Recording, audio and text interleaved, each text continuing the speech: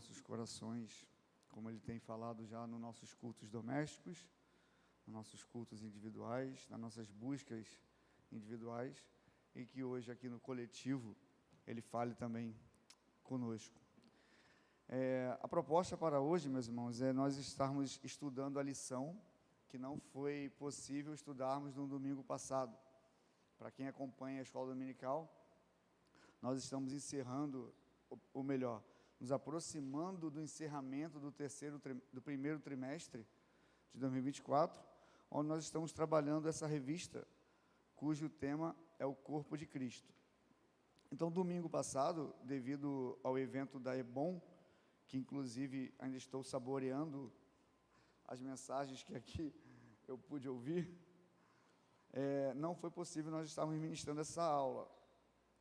Alguém esteve aqui domingo pela manhã, na EBOM, sábado à noite? Foi bênção, né? Ali eu vi como que eu preciso ler mais. Deu para perceber que eu preciso ler mais. Então, a aula de número 11, a lição de número 11, nós não pudemos dar no domingo, então nós vamos ministrá-la hoje, ok? Quem está acompanhando a escola dominical, no domingo retrasado, foi o pastor André que ministrou, né? Se não me engano, foi sobre a ceia do Senhor. Então, nós falamos já sobre a ceia. Deixa eu ver aqui o retrospecto das aulas que eu esqueci. Só para a gente andar um pouquinho para trás. Falamos sobre a ceia, sobre o batismo, sobre a disciplina na igreja. Então, nós estamos falando sobre a convivência do corpo de Cristo numa membresia de uma igreja, né? Tudo aquilo que acontece dentro da membresia. Nós estamos falando sobre isso. E a aula de hoje nós vamos falar sobre o culto. E para introduzir essa aula, para começar essa aula, eu queria fazer eu gostaria de forçar os irmãos a pensar comigo. Quem é casado vai pensar no seu cônjuge. E quem não é, pensa no seu pai, na sua mãe, ou se não tiver-los mais aqui, se não tiver mais eles aqui, pense nos seus filhos. Ok? Então, o exercício é o seguinte: eu quero imaginar, que vocês imaginem, a gente numa data comemorativa, né? Por exemplo, aniversário de casamento, ou o seu aniversário natalício, uma data importante. E a pessoa que você está pensando, se for o seu cônjuge, chega com um presente. Se for o teu filho, chega com um presente para você, homenageando aquela data. Pensa no presente que você gostaria de ganhar do seu cônjuge hoje. Pensa aí. Pensa numa coisa, cara, eu quero ganhar um perfume, um relógio, um buquê de rosas, uma caixa de chocolate, ou eu quero ganhar tudo isso junto. Pense no melhor presente que a pessoa amada poderia te dar. Pensamos? Todos pensaram? Pastor André pensou? Se a esposa estivesse aqui, eu perguntaria se ela saberia qual é o presente. E aí suponhamos que essa pessoa te surpreenda com esse presente que você queria ganhar, ok? Te surpreendeu, acordou pela manhã e está lá o presente. Como é que você vai se sentir? Feliz, triste? Feliz, né? Era o presente que você gostaria de ganhar. Mas vamos supor que você descobre que esse presente, ele é fruto de um roubo. Ele foi roubado. Você continuaria feliz? Suponhamos que esse presente venha com segundas intenções, de fazer uma barganha com você. Ó, eu vou dar isso porque o meu cônjuge quer, mas eu vou esperar outra coisa dele. Você ficaria feliz com essa barganha? Também não, né? Suponhamos que esse presente venha como carregado de uma culpa por algo errado que essa pessoa fez. Então, para pedir desculpa, ela presenteou você. Você ficaria feliz ao saber disso? Algumas pessoas podem falar assim: um pedido de desculpa com chocolate é bom, né? Mas também ficaríamos tristes, né? Então, pense comigo. Se nós, sendo pecadores, sendo seres humanos bem limitados, temos critérios para aceitar presentes das pessoas que nós amamos, imagine Deus, que é santo. Será que Ele aceita qualquer coisa? Será que Ele aceitaria uma oferta, uma adoração, fruta com segundas intenções, com uma barganha, com uma tentativa de, eu vou lá para dar o meu culto, mas eu quero receber algo em troca? Será que Deus ficaria feliz com uma adoração que foi improvisada e falado assim, ó, esse aqui é o meu melhor, Senhor, improvisei alguma coisa aqui? Então, se nós não gostamos, nós sendo falhos, Deus mais ainda também não aceitaria um culto com a tentativa de barganhar com Ele, não aceitaria um culto roubado, e muito menos um culto carregado de culpa. Ok? Então, após essa introdução, essa reflexão, nós vamos começar falando sobre o culto da igreja cristã. O texto áureo está lá em 1 Coríntios 14, 26. Que farei, pois, irmãos, quando vos ajuntais, cada um de vós tem salmo, tem doutrina, tem revelação, tem língua, tem interpretação. Faça-se tudo para a edificação. Essa palavra vai ser muito usada na nossa aula de hoje, nosso estudo, para edificar. Tudo que nós fazemos no culto visa a edificação da igreja. A leitura bíblica já foi lida pelo pastor Denilson, eu vou pulá-la, com a permissão dos irmãos. A introdução, a palavra culto, o que significa culto, né? Ela tem uma origem, tanto no hebraico quanto no grego. E tanto no hebraico quanto no grego, culto significa serviço, é servir. Servir a uma divindade, ou servir ao Deus que você está prestando culto. Então, é serviço. Serviço também é uma palavra muito conhecida no nosso meio, é ministério, né? Então, todos nós que cultuamos a Deus, empregamos o ministério na obra dele.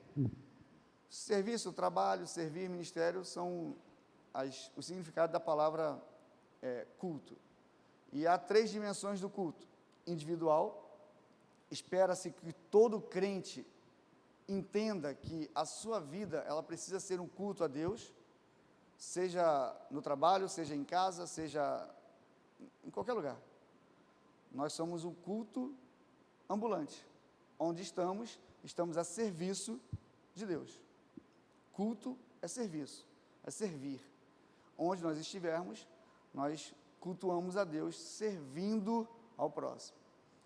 Existe o culto no lar, que é muito ensinado na nossa igreja, a importância de nós sentarmos à mesa e ensinarmos os nossos filhos, os nossos cônjuges, aquelas pessoas que estão conosco, a adorar a Deus no nosso lar. E o tema da lição, ela vai ficar presa ao culto no templo. Então, para vocês terem ideia, há essas 3 dimensões de culto, mas hoje nós falaremos sobre o culto no templo, o culto coletivo, aquele culto que nós ofertamos ao Senhor quando nos reunimos na casa dele, ok?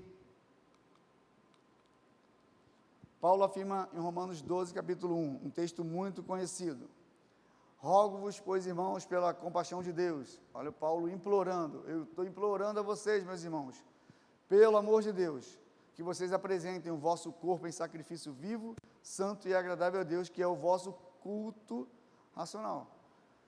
Paulo afirma que o culto racional é o ato de nos oferecermos integralmente a Deus como sacrifício. Então, aprendemos aqui que o culto tem que ser algo integral. O que é isso? Deus não aceita metade do Anderson. Ele não aceita o Anderson, eu estou aqui, mas só está o meu corpo, o meu pensamento, a minha mente, a minha alma está lá fora, está lá no... Deus não aceita isso. Ele quer uma integralidade. É o corpo, alma e espírito. O Anderson 100% a serviço dele. Aprendemos sobre a integralidade. O culto deve ser algo racional. Eu preciso entender, ter a minha razão e saber o que eu estou fazendo na obra do Senhor. Voluntariedade. Numa das aulas dessa revista, nós falamos sobre que nós Perdão, foi uma palavra que eu ministrei na oferta alguns domingos atrás. Tudo que nós fazemos por obrigatoriedade, eu posso afirmar que Deus, ele não aceita. A obrigação, ela é muito utilizada pela religião. A religião nos oprime a cumprir algo, porque senão vai acontecer tal coisa. Todo mundo que faz isso, que prega isso, não está pregando a Bíblia. Não existe uma obrigatoriedade no sentido de fazer para querer receber algo. Tudo que nós precisamos fazer na obra do Senhor tem que ser voluntário. Eu preciso querer fazer. Estar no culto, eu tenho que querer estar. E não, eu preciso estar. Ou então eu devo estar, porque senão o pastor vai ver que eu faltei, senão a dirigente lá, o líder vai ver que eu faltei e vai me disciplinar ou vai me deixar de escanteio. Irmãos, eu consigo enganar o pastor André, o pastor Denilson, estando todos os cultos aqui na igreja. Consigo enganá-los. Eles vão olhar assim, ó, poxa, o Anderson é um obreiro empenhado. Mas a Deus eu não consigo enganar. Ele sabe se eu estou por vontade própria, por amor, ou ele sabe se eu estou aqui por segundas intenções. Ok?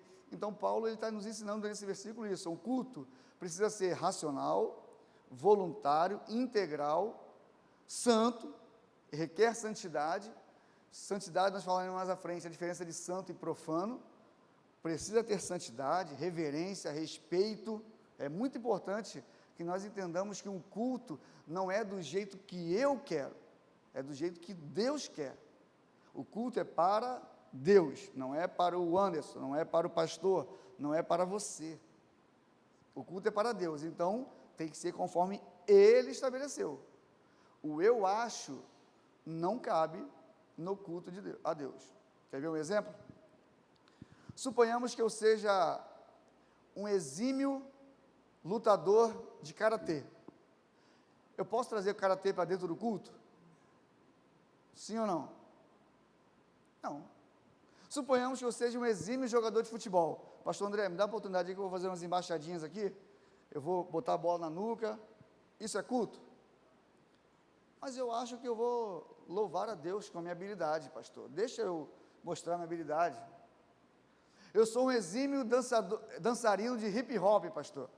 Deixa eu fazer um break aqui na igreja. É culto isso, irmãos? Então, nem tudo que eu sou bom em fazer serve para o culto na casa do Senhor. Mas eu acho, irmão, que eu poderia fazer tal coisa que vai ser uma bênção se eu fizer. Irmãos, tem coisas que não é culto.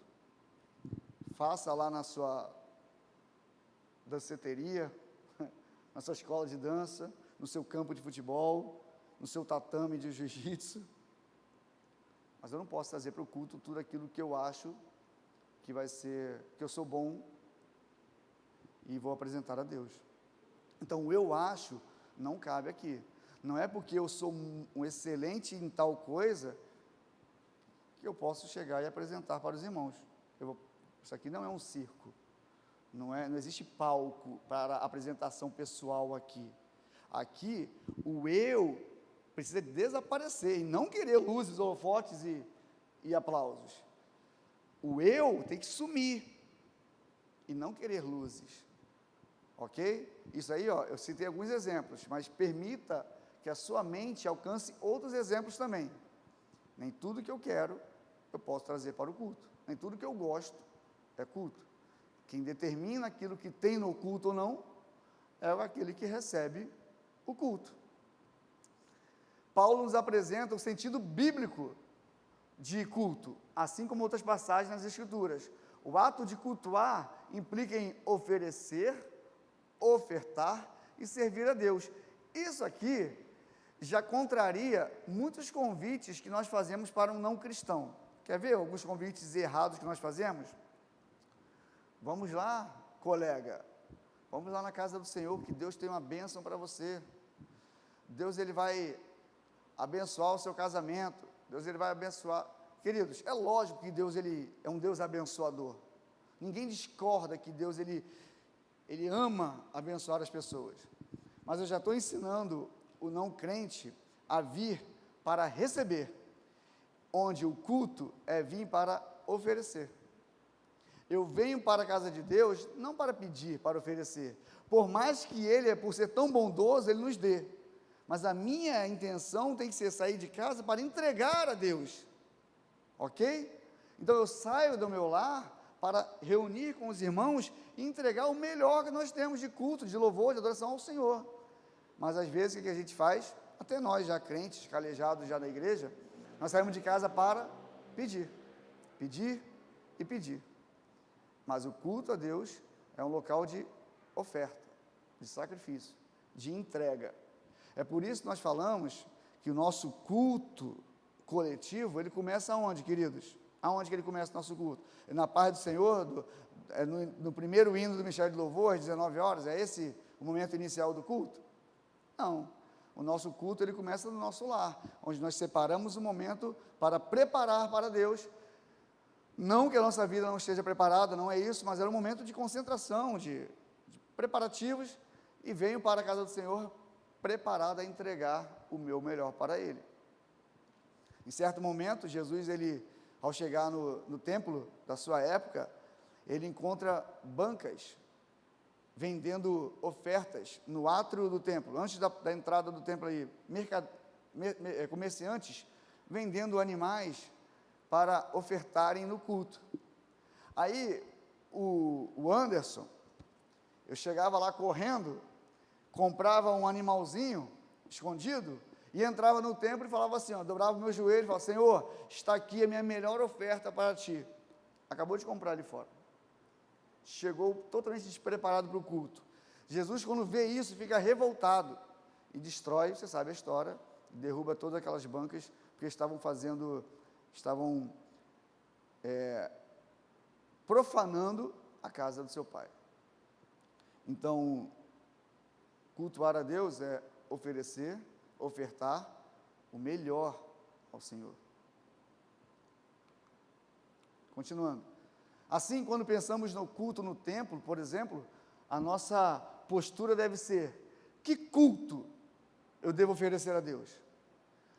Como eu ofereço um culto racional a Deus? Deus se agradou ou recebeu o meu culto? Vocês já viram aquela pergunta que acontece no pós-culto, assim, ou assim, eu não vim no culto, suponhamos, eu não vim no culto, aí o pastor Denilson veio, eu vou e pergunto, pastor Denilson, o culto foi bom? Aí ele, foi uma bênção, mas o culto não foi para ele, por que eu perguntei para ele? E por que ele respondeu que o culto foi bom? É lógico que nós temos uma métrica de analisar o culto. Eu tenho um perfil de culto que eu gosto de estar presente. Então, através dessa régua que a gente usa, a gente acha que o culto foi bom ou não. Mas você concorda que essa régua pode estar errada? Às vezes um culto que nos agradou pode estar desagradando ao Senhor? Pode ou não pode? Por exemplo, suponhamos que o irmão Anderson, eu goste muito de louvores, e eu gosto. E aí eu vou ofertar um culto ao Senhor, reúno na igreja, sou dirigente do culto, e eu começo a louvar, eu louvo 74 hinos da harpa, porque eu gosto de louvar, eu sou um excelente cantor, eu cantei 74 hinos da harpa, eu saio daqui rouco, feliz, glória a Deus, que culto abençoado, mas a palavra, eu dei 5 minutos para a pregação da palavra, ainda falei assim para o pregador, deixa Deus te usar, varão, me entregue em 5 minutos aí. Deus gostou desse culto? Na minha régua, o culto foi excelente, porque eu amo cantar, eu cantei 74 louvores, aí alguém pergunta para mim assim, Anderson, como é que foi o culto ontem? Oh, foi uma bênção, saí de lá rouco, de tanto que nós adoramos ao Senhor, os irmãos ficaram enfadados, ficaram desalimentados, porque a palavra foi só de 5 minutos, o pregador nunca mais vai voltar na minha igreja com raiva, porque eu só dei 5 minutos para ele, mas eu saio dizendo que o culto foi uma bênção.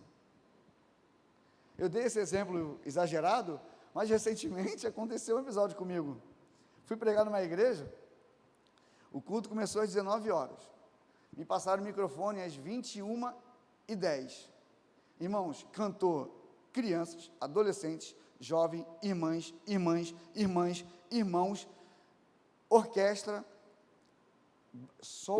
percussão, cantora convidada, Vocês não têm noção. E detalhe, daquele som, caixa de som no último volume, eu sentado do lado, a cabeça estourando, eu não consegui me concentrar nos louvores, para você ter ideia. Uma irmã lá que cantava, ela gritava tanto, coitada, que a veia dela pulsava assim, ó. Aí o Senhor, tenha misericórdia, que hora que eu vou pregar? Aí me deram o microfone às 9h10. O que o dirigente falou para mim? Varão, deixa Deus te usar. Eu pensei, que hora que eu vou para casa? Era dia de semana, dia seguinte eu trabalhava, minha filha ia ter aula de manhã cedo, a gente acorda às 6h20, 6h15 da manhã, minha filha estuda de manhã, eu falei, Jesus, o que eu vim fazer aqui? Uma pregação que eu preparei para 50 minutos, eu preguei em 20 minutos, eu cortei as coisas. Senhor, me perdoe, me deu a unção da síntese, deixa eu encurtar aqui e preguei.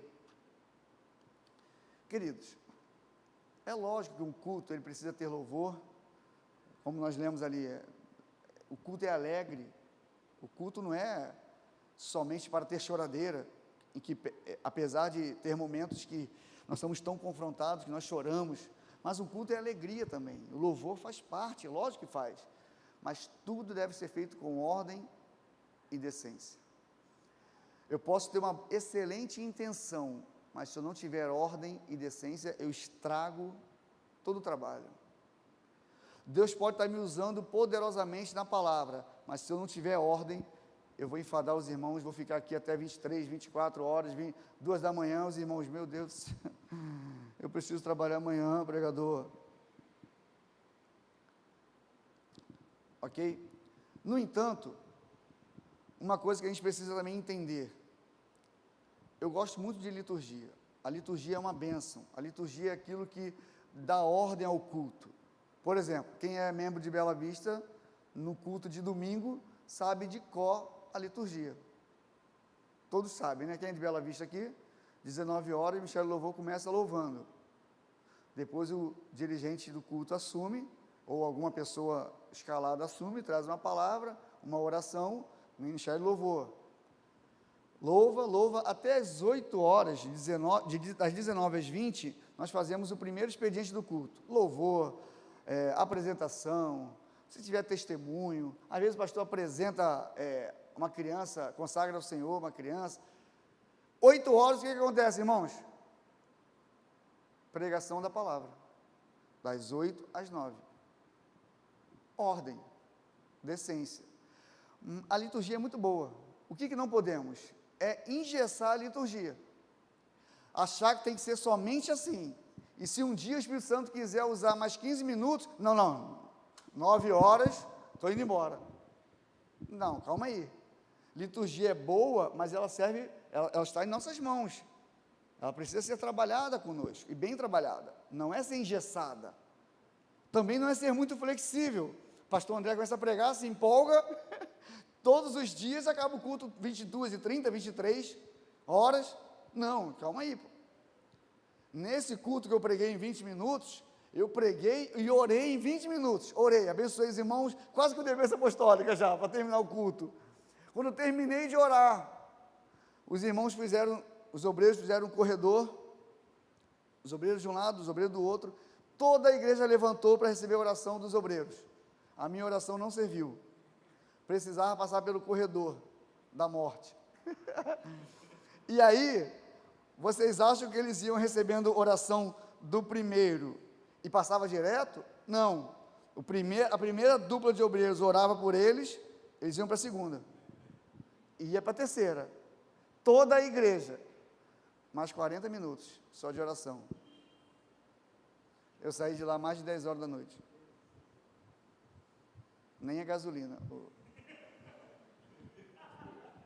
Nem a gasolina. Então, assim, ordem e decência. Não é engessar, mas não é flexibilizar tanto, de virar uma regra, não ter hora para acabar o culto. Até porque, quando nós determinamos normalmente os cultos são 2 horas. Me perdoe, eu não consegui encontrar a partir de quando o culto começou a ser 2 horas. Se alguém souber, me ajude, eu não sei. Mas, tradicionalmente, na maioria das igrejas, o culto tem 2 horas, principalmente no final de semana, né? Dia de semana, o nosso culto é um pouco menor. 2 horas. 2 horas não é nem 10% do seu dia, né? Mas dá para fazer bastante coisa em 2 horas. Mas, irmãos, se precisar passar 20 minutos, 30 minutos, nós precisamos ter sabedoria de que Deus, ele está presente do início ao fim do culto. E quando eu saio sem uma justificativa plausível, eu estou desrespeitando primeiro a Deus e depois ao pregador que está ali ministrando, sendo usado por Deus para pregar. E o pastor, o dirigente do culto, dirigente da congregação, seja quem for, eu acho de respeito também sair no meio do culto, salvo situações que são necessárias, né? Lógico. Quem veio lá da religião do candomblé, da Umbanda, eu tinha a minha falecida avó paterna, ela era do candomblé, e ela falava para a gente que quando o líder lá, ou a mãe de santo, ou o líder estivesse falando, ninguém se ausentava virando as costas para o líder. Alguém veio de lá? Sabe se isso é verdade? Alguém veio de lá? Não, né? Todo mundo nasceu em berço evangélico? Que bom. Vamos supor que o pastor André é o pai de santo. Que exemplo. E ele está lá, recebendo lá. Aí ele está falando lá e tal. Se eu quero me ausentar, dizia minha avó, que eu precisava sair assim, ó, de frente para ele, mostrando respeito. Virar as costas era falta de respeito. Olha o nível de reverência que eles tinham nas reuniões deles. Isso a minha falecida avó dizia. Irmãos, reverência a Deus em primeiro lugar e respeito ao próximo também. Se eu estou pregando e o irmão quer sair aqui, qual é o nome do irmão? Lucas, nome de crente. Se o Lucas quer sair, saia pelo cantinho, de fininho. Agora, se o Lucas levanta e mostra para todo mundo assim, ó, estou saindo, hein? Estou indo embora, já deu. Olha a falta de respeito com o pregador também, né? E com os irmãos que querem prestar atenção no culto. Na época que eu me converti em 96, nós tínhamos o hábito lá na igreja de nós ocuparmos os primeiros lugares da igreja, para que os atrasados ocupassem os últimos e não atrapalhassem o culto. Se eu cheguei atrasado, o obreiro falava assim, Anderson, senta aqui atrás, ó, para não atrapalhar o pessoal. O que a gente faz hoje? A gente senta lá de trás e vem ocupando os espaços de trás para frente. Aí, a pessoa não crente, não sabe que o culto começa às 19 horas, chegou às 19h30. Onde é que a gente tem que colocar aquele visitante? Nos primeiros locais. Ela veio andando no corredor todo, tirou a atenção de um monte de gente e sentou na frente, onde ela está constrangida, porque ela não é crente, é visitante, está todo mundo olhando para ela assim, ó, você não é crente não, né? Então, eu gostaria de voltar um pouco o nosso tempo lá atrás, e nós temos a consciência de que os visitantes, os atrasados, precisam ocupar os últimos locais para não atrapalhar o culto, porque, irmãos, toda reverência a um Deus santo é pouca. A história de Israel vai dizer que em determinado momento, Israel ficou muito tempo sem a palavra de Deus, muito tempo sem ter contato com a palavra. Em belo momento, Esdras toma posse do livro das Escrituras, e ele abre a Bíblia para ler para o povo. Esdras abriu a Bíblia e começou a ler. Você sabe o que o povo fez? Sem Esdras pedir, todos se colocaram de pé em reverência à palavra de Deus. Hoje, é bem capaz de nós lermos irmãos, vamos ler aqui 1 Timóteo e tal, você sentado do jeito que está, a gente fica. É bem verdade que você pode estar em pé e não estar em reverência, e é bem verdade que você pode estar sentado e estar reverenciando a palavra de Deus, mas a postura de ficar em pé demonstra respeito. Então são coisas que a gente vai perdendo ao longo da nossa caminhada, mas a gente esquece que o Deus que nós servimos é santo, santo e santo. Ele merece todo o respeito, toda a reverência. Um culto profano não chega a Deus, porque a sua santidade não permite receber algo imundo, contaminado. Então, queridos, eu não estou aqui para determinar regra de vocês adorarem ao Senhor, mas ter reverência na casa de Deus é substancial, é importantíssimo, é necessário para que nós, ao recebermos a visita de um não crente, eles entendam que nós respeitamos e reverenciamos ao Deus a quem servimos. Reverenciar a ceia do Senhor é uma forma de ensinar ao não crente que nós damos valor a isso. E aí eles vão querer perguntar, por que vocês fazem isso? Por que, Anderson, você quando chega na igreja, você dobra o seu joelho? Por quê? Isso o crente tem que observar em nós. São atos que os antigos faziam e nós fomos perdendo. E aí a pergunta e a análise que eu tenho que fazer e que você tem que fazer. Até que ponto essa flexibilização, essa perda de alguns rituais foram benéficos ou foram prejudiciais à igreja? Um culto, ele é envolvido por ritos. Um conjunto de ritos é chamado de ritual. Quer ver um exemplo de ritos? Não precisa cumprir não, tá? Não precisa fazer não. Mas eu falo assim, ó, irmãos, fiquem de pé, feche os seus olhos, curvem sua cabeça. Eu dei 3 exemplos de ritos. E isso é um ritual. Ficar em pé, fechar os seus olhos, curvar a cabeça. Um culto, ele é cheio de rituais. Ele tem vários rituais. Desde quando você chega até quando você sai. E todo momento, a reverência, ela se faz necessária. A reverência não é só no momento da pregação. A reverência é no momento do culto, do louvor, é no momento da oferta, é no momento do testemunho, é no momento que você chega, no momento que você sai. Reverenciar a um Deus santo, sempre, sempre santo. Ok? Todo mundo fala igual irmão. Vocês estão me ouvindo? Diga amém. Para ver se estava o povo acordado. Quais os elementos essenciais de um culto agradável a Deus? Ao sairmos de um culto no templo, por exemplo, nossa pergunta necessária seria: Senhor, tu recebeste meu culto? Olha em Amós, capítulo 5, versículo 21. Olha o que Deus está dizendo para o povo de Israel: eu odeio, eu desprezo as vossas festas e as vossas assembleias solenes, os vossos cultos. Olha o Senhor falando para o povo de Israel: eu odeio o seu culto, os seus cultos, porque eles não estão me exalando bom cheiro. Não está sendo um culto santo, está sendo um culto totalmente corrompido. Em Miqueias, vocês vão ver melhor como estava sendo o culto do Senhor, o culto que o Israel estava oferecendo ao Senhor. O culto existem regras para o povo de Israel e para a igreja do Senhor. Deus ele exigia que os animais fossem puros. O Israel estava servindo animais coxos, mancos, perna quebrada, animais que, o resto. E Deus fala: eu não recebo esse culto, não é de qualquer jeito. O culto como serviço de Deus. Na Bíblia, o culto é mostrado como um serviço, isto é, uma vida entregue e consagrada a Deus. Deuteronômio 6,13, o Senhor teu Deus temerás e a Ele servirás, e pelo seu nome jurarás. Em um primeiro plano, tem a ver com a atitude com a qual cultua o Altíssimo. Em segundo plano, com a forma que se cultua. Quando Israel estava apresentando o culto ao Senhor, a quem estava de fora, eles cumpriam todos os rituais. Só que a forma que eles estavam cultuando não era a forma que Deus aceitava. E aí Deus abominou, não recebia tal culto. O livro de Atos dos Apóstolos, agora falando da igreja, cita um exemplo de culto cristão. Atos 13, versículo do 1 ao 4. E na igreja que estava em Antioquia, havia alguns profetas e doutores, a saber, Barnabé e Simeão, chamado Níger, e Lúcio, o Cireneu, de Cirene, e Manaém, que fora criado com Herodes, o tetrarca, e Saulo.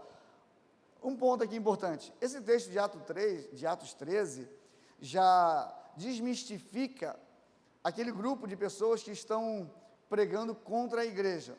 Que a igreja não é importante, que a igreja, enfim. Esse grupo de desigrejados, que são chamados desigrejados, eles estão contra o que a igreja primitiva fazia, o que os apóstolos fizeram. Saulo, responsável por quase 50% do Novo Testamento, cultuava o Senhor com a igreja. Mas agora o Anderson, no século 21, fala que não é necessário cultuar o Senhor dentro de uma igreja.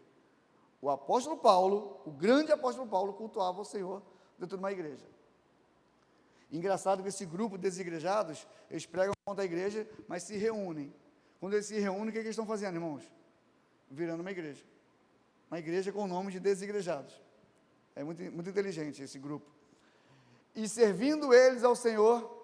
O que eles faziam nesse culto, irmãos? Como é que era o culto deles? Serviço. Serviam o Senhor, e jejuavam, e se consagravam, e durante esse momento de culto, em um culto, sabe-se lá quanto tempo eles estavam cultuando, se reunindo diariamente ou periodicamente, em um culto, o Espírito Santo vai e fala, separa Barnabé e Saulo para uma missão, ok? Então, nossos pais da igreja, os apóstolos e os pais da igreja, cultuavam o Senhor, servindo, prestando serviço na obra de Deus. O culto deve ser solene, deve ser formal. O culto tem uma formalidade. Uma cerimônia, por exemplo, nas Forças Armadas, uma cerimônia é totalmente solene, é totalmente formal, é cheia de formalidades. Existe o momento de começar, como vai ser começar, é tudo, uma cerimônia nas Forças Armadas é ensaiada exaustivamente antes, para que saia perfeito. Quem aqui já viu um desfile 7 de setembro? Alguém já viu um desfile 7 de setembro? Eu já participei de alguns. Irmãos, a gente ensaia meses, várias semanas, vamos falar assim, né? Várias semanas para apresentar em 20 minutos lá. Em 20 minutos de desfile. Mas para que aqueles 20 minutos saiam a contento, nós treinamos muito, durante o sol, chuva, quebrando a perna, marchando, gritando. Aí as pessoas vão ver lá e falam assim, ó, nossa, ficou perfeito. Eles fazem isso com maior facilidade. Não é facilidade não, é exaustivo. Então, uma cerimônia precisa ser ensaiada exaustivamente, porque existem as suas formalidades. Primeiro vai acontecer tal coisa. Se uma cerimônia pública, uma cerimônia secular, civil, existe uma formalidade, o culto não é diferente. O culto, o Senhor também tem essa solenidade. Tanto quanto o conteúdo, como a maneira. Como eu falei aqui, nós perdemos alguns hábitos que, ao meu ver, são importantíssimos estar presentes num culto. Por exemplo, é o orar antes do culto. Muitos, eu falo do modo geral, tá? Muitos já pulam essa parte do culto. Eu vou chegar lá às 7h05, porque esse momento antes ali é um momento de oração, eu não preciso orar. Só a gente pula essa parte. Ou então, quando chega, alguns irmãos oram e eu vou fazer o quê? Eu vou ficar conversando. Porque eu não sou acostumado a orar de joelho, não, o joelho dói. Nós fomos pulando algumas coisas, perdendo alguns hábitos, só que o conteúdo e a maneira que nós apresentamos o culto, ele é importante também. Eclesiastes 5:1, guarda o teu pé quando entrares na casa de Deus, e inclina-te mais a ouvir do que a oferecer sacrifício de tolos, pois não sabemos que fazem mal. A forma com que nós fazemos o nosso culto a Deus, ele é tão importante quanto o conteúdo dele. Então, eu não posso fazer do jeito que eu acho que deve ser feito. Eu preciso entender o que a Bíblia determina de culto, salmos, orações, salmodiar, como é aquele texto que você leu, em Efésios 5, salmodiando, que é cantando, adorando, orando, e a exposição da palavra, é o que precisa ter no culto. Por isso o culto não pode ser destituído de significado, nem realizado de qualquer jeito, Levítico 10:1-2, olha que, vocês lembram da história de Nadab e Abiú? Quiseram apresentar fogo estranho ao altar. Existia uma forma existem duas interpretações desse fogo estranho, né? Existem duas possibilidades. Resumindo, ou eles pegaram fogo de um local que não era o local determinado, e aí levaram fogo ao altar do Senhor, um fogo indevido, e o segundo, agora que eu esqueci qual outra possibilidade. Enfim, a Nadab e Abiú apresentaram um fogo ao altar do Senhor que não era o que deveria ser apresentado, né? Em resumo, foi isso. Eles morreram, porque tentaram fazer do seu jeito. Existia uma regra, Deus determinou uma regra. Eu esqueci, eu estou tentando lembrar agora a segunda possibilidade de interpretação desse fogo estranho. Alguém lembra? Um é o que ele poderia ter pegado de um local que não era o local devido. E o segundo eu esqueci. Não sei se eles estavam em... Enfim. É porque não é claro qual foi o estranho que foi que eles levaram. Mas, em resumo, eles apresentaram do jeito que eles achavam que poderia apresentar. Do achismo deles. Cumpriram o ritual, porém, da forma errada. Morreram. Então, não é do jeito que a gente quer, de qualquer jeito. Não por acaso, o apóstolo Paulo expõe princípios que regulamentaram o culto na igreja de Corinto. 1 Coríntios 12, 14. Isso deixa claro que há uma ordem a ser observada na liturgia cristã. Para isso, nós temos a Bíblia como parâmetro, para o bom ordenamento do culto. A exemplo de Coríntios, o apóstolo destacou o seguinte: faça tudo decentemente com decência e ordem. Você lembra daquele texto da ceia, né? Quem estava na aula de domingo do pastor André, ele falou aqui sobre isso.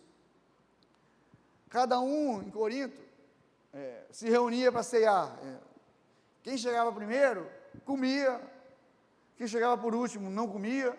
Quem tinha dinheiro e trazia comida, comia, se fartava, e os outros passavam fome, não tinha nada. A ceia era uma balbúrdia, era uma desorganização.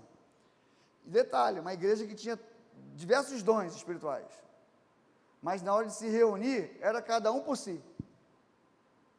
Não era culto, não era ceia que eles estavam fazendo. O culto estava sem ordem. E aí Paulo doutrina essa igreja lá. Você vai ler em 1 Coríntios 12 e 14, os ensinamentos de Paulo para a igreja de Corinto. E o culto, ele precisa ser santo. Então nós vimos, que o culto, ele recapitulando aqui, o culto, ele é um serviço a Deus, ele deve ter suas formalidades, a sua forma solene, e ele deve ser santo. A santidade de Deus é afirmada por toda a Bíblia.